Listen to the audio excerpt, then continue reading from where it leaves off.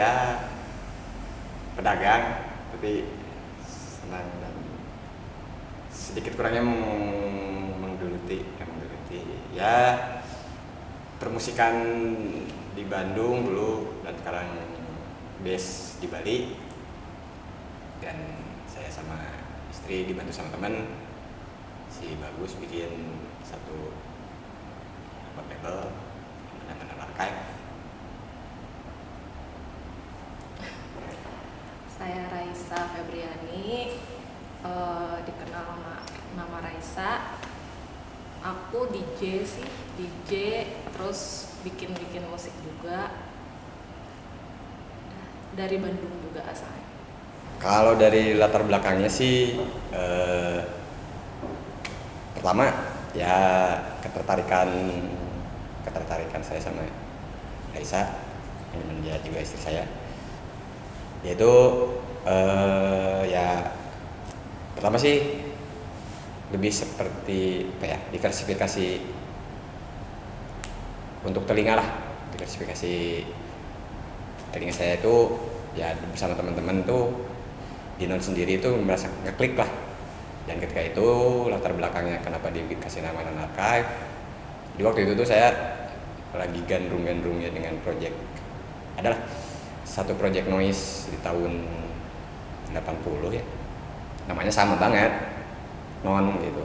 Dan ketika itu tuh ya setahun yang lalu deh, terus suka bikin acara kecil-kecilan, dan ya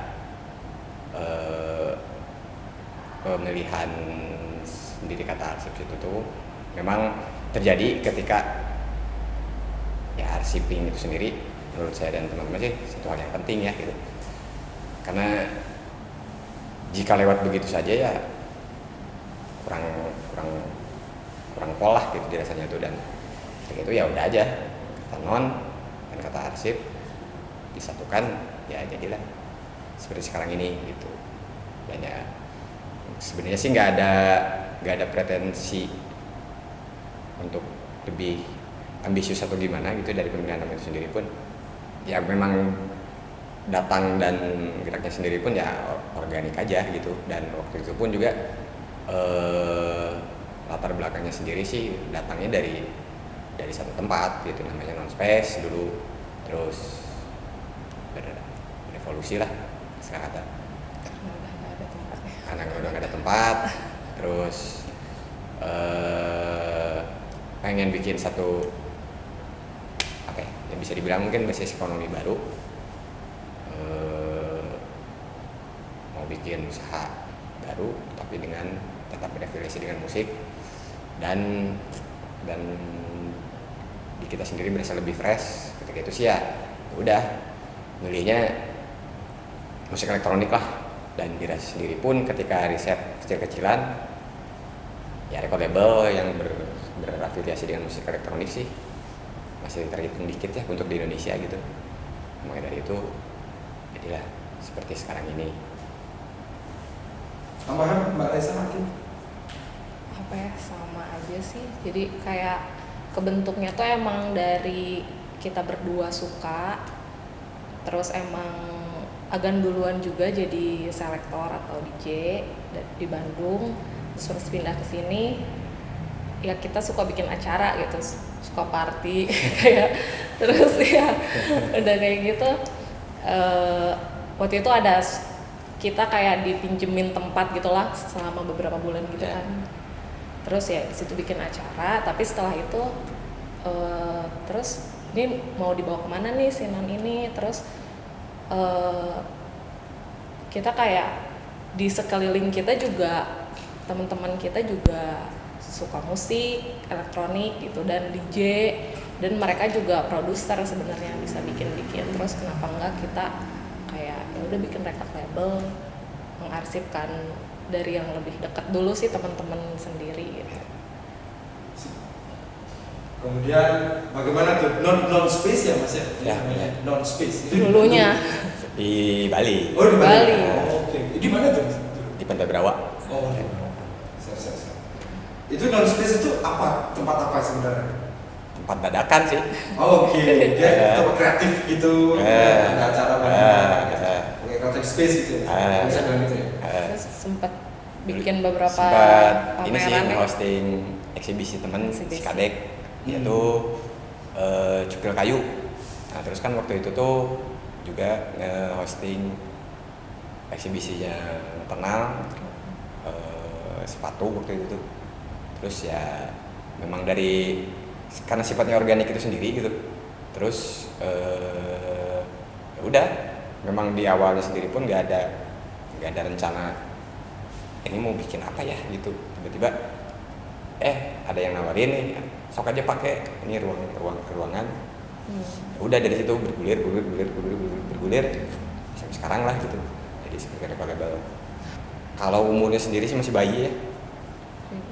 Berarti 13 bulan lah. 1 tahun lebih Menjadi record label. jadi record label. Itu sendiri sih masih kehitung masih bayi lah. Seperti itu. Sebenarnya sederhana aja sih. Lebih kayak apa ya? Lebih kayak ingin melengkapi, menambahkan dengan ekosistem musik ya secara kecilnya di Bali, secara globalnya ya di nasional. Memang ya itu tadi balik lagi. Sebenarnya tidak ada pretensi yang lebih tendensius atau gimana gitu. Cuman karena pengarsipan itu sifatnya esensial dan ketika kita menyikapinya secara sederhana tapi kontinuitas ya mungkin bisa jadi hal yang lebih sehat lah, maksudnya untuk ekosistem musik di Bali. Dan ya itu tadi karena apa ya, karena background secara musik ngelihat gitu di hampir di semua kota lah 10-20 tahun yang lalu, tanpa ada pengarsipan ke belakang gitu, tanpa ada melihat histori ke belakang, ya mungkin bakalan terulang kembali gitu. Hal-hal dulu yang ternyata kurang tanpa ada pengarsipan ya mungkin akan terus bubble-nya tuh terulang kembali gitu, terulang terus. Makanya itu tadi apa ya, scope yang sederhana dari kegiatan yang skala kecil diarsipkan, di upload sosial media, ya paling kita hidup di zaman internet ya gitu. Dan ketika kita mengupload dan mengarsipkan di sosial media, di internet, di semua platform manapun, dan ketika ada orang yang berinteraksi, mendengarkan, ya itu sih udah jadi sesuatu hal yang cukup masif dan keren gitu. Karena ya itu tadi, ketika kita mengarsipkan satu hal, ya itu sih sudah setali dua uang sama dengan mendistribusikan karya itu sendiri gitu. Kayak gitu, kurang lebih sih seperti itu. Mbak Rasa ada tambahan? Mungkin kayak tambahannya mengarsipkannya seperti apa gitu. Ya secara sederhana kayak kita tuh bikin acaranya tuh sekarang kayak mengacu showcase dari artis-artis non archive itu sendiri. Udah berapa kali ya? 4 ya? 3 3 kali. Kayak simpelnya di showcase itu kita kayak ada rekamannya, terus kita upload gitu ke SoundCloud, terus dan arsip itu sendiri karya-karya teman-teman sendiri gitu, karya-karya dari artis non archive itu. Iya sih. Yep. Saya sih ngelihat Bali sendiri sih potensinya tuh besar banget gitu. Maksudnya itu dalam artiannya semua infrastruktur dari hulu sampai hilir untuk membuat showcase sangat mendukung gitu. Dalam poin-poinnya sendiri sih ya yang paling basic deh, perizinan gitu. Jika bikin showcase di kota lain sih dengan skala 200-300 orang, 50 deh misal gitu, ya perizinannya sendiri sih cukup memakan ongkos gitu. Satu perizinan, kedua infrastruktur, venue, alat venue sendiri sini opsinya banyak gitu. Dan ya itu tadi kacamata saya sebagai orang Bandung yang datang ke Bali dan mencari nafkah di Bali sih, itu tadi potensi di Bali itu untuk 5-10 tahun ke depan sih sangat besar gitu. Apalagi 2-3 tahun terakhir sih efek pandemi mungkin ya, malah makin banyak pelaku musik yang lebih produktif gitu, mau itu dari anak band, DJ, elektronik, ya makin bermunculan gitu nama-nama baru gitu. Dan ini itu tadi sih, balik lagi ketika muncul nama baru dan bisa saling mengisi dengan ekosistem yang sehat tanpa ada istilah senior junior, ya jadinya makin oke gitu. Apalagi untuk rentang waktu 5 tahun, 10 tahun, kayaknya sih bisa jadi satu artefak sosial budaya ya gitu. Sama ya, kayak spiritnya sama sih, kayak di Bandung terus pindah ke Bali, sama-sama ada spirit untuk kayak bikin ini yuk, bikin itu gitu. Pas pindah ke sini tuh serunya kayak gitu, terus ketemu orang-orang yang pelaku-pelaku yang emang semangat gitu. Ketika musik elektronik dan beririsan dengan budaya Bali itu sendiri, ya itu sih menghasilkan suatu hal yang baru ya gitu. Dalam artiannya tuh Bali dengan mentalitas yang sangat terbuka dan sangat welcome dengan berbagai macam budaya, malah menghasilkannya ya mungkin 3-5 tahun terakhir ini deh mulai terlihat gitu. Oh ini nih gitu, warga yang setiap hari nongkrong di Banjar ketika mendengarkan satu hal yang baru dalam artiannya musik elektronik tuh outputnya ya cukup mencengangkan gitu. Dalam artiannya tuh loh kok bisa jadi gini ya gitu, musik apa ya istilahnya tuh ya musik dalam katakanlah dalam artian ini tuh musik elektronik yang sifatnya sangat niche gitu ya.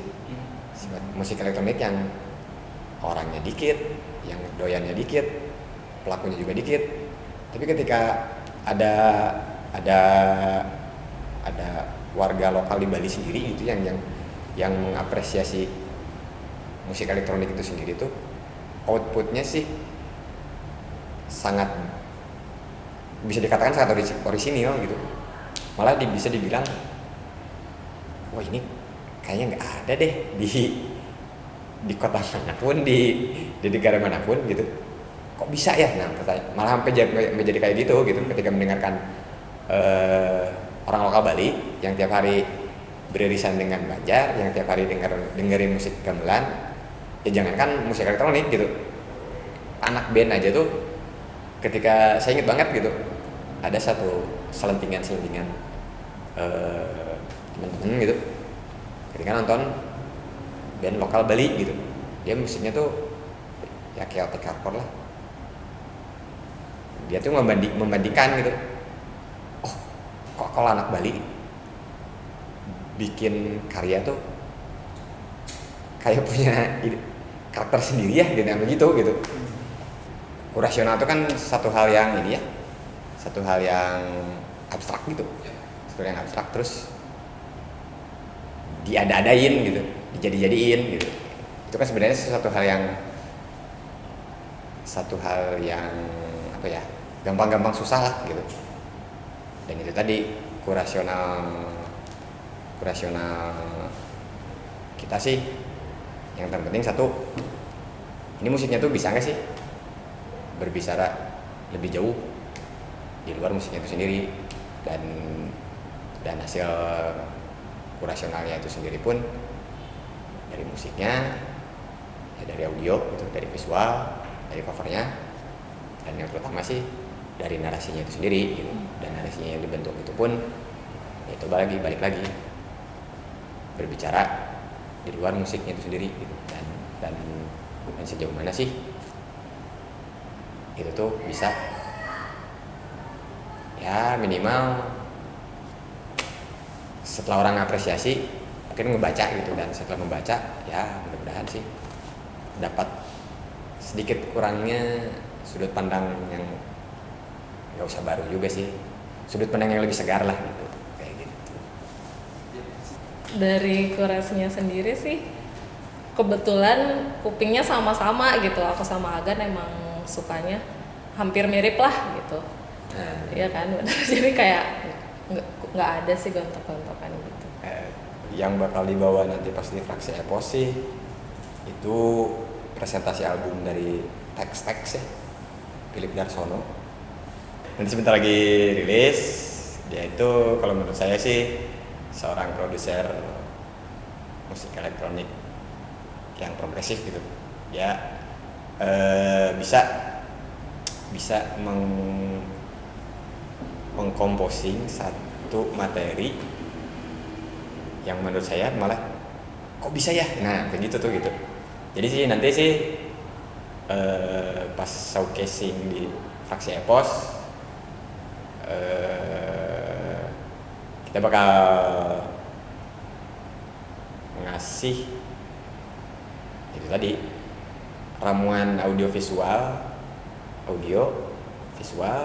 lighting,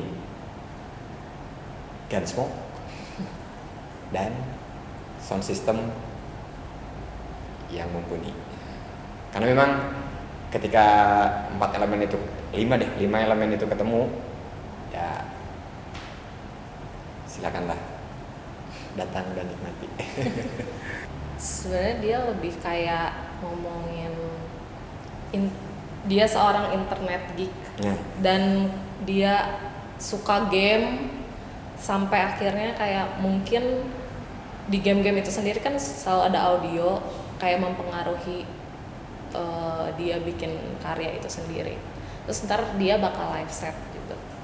Jadi dia tuh dulu ikut kontribusi di kompilasi Arsip 001, dan ketika itu tuh ya karya dia cukup mendapat feedback tidak hanya secara di lokal gitu, bahkan sampai platform internasional pun sampai ada yang mention Tex-Tex gitu. Satu itu, terus kedua dia juga tuh secara itu tadi balik lagi secara karya audio dia memiliki insight untuk mengkomposisi musik tuh jadi lebih satu yang catchy, dan yang kedua tuh dia punya taste secara